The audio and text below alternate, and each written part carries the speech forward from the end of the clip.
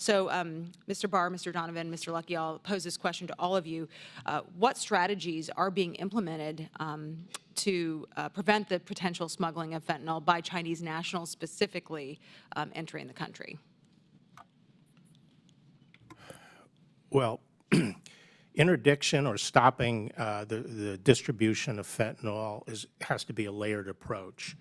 You know, our last resort is in the neighborhoods and street distribution. We stop it at the border. We try to stop it coming up on the sea routes, and we try to stop its transshipment across the Pacific and so forth.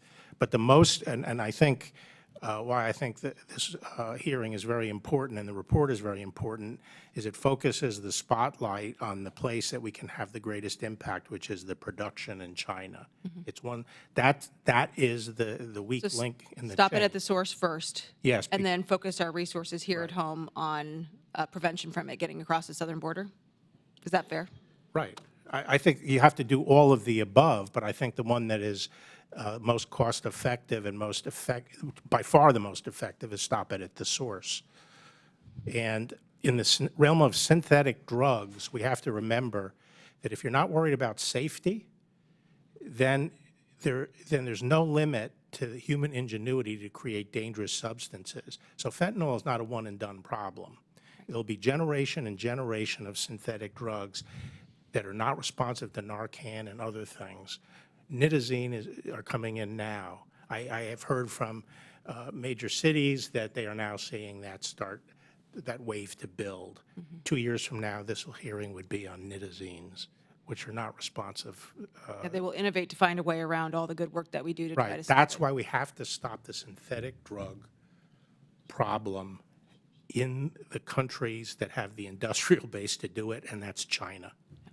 Mr. Donovan, can you elaborate a little bit on the DEA's role, specifically with working with other agencies like CBP and trying to stop it as it's coming into the country? Yes. So it goes back to what I said earlier. I think the choke points make the most sense for us as a nation to focus in on. Clearly, as AG Barr said, first being China, the chemical industry there. But then in Mexico, you have the ports. You have the clandestine labs where the chemicals are converted into fentanyl and methamphetamine. You do have the border as another choke point, and social media as another choke point. Those are focal areas for law enforcement to pursue. DEA has been in the space for a long time and has been very much laser focused on Chinese chemical industry.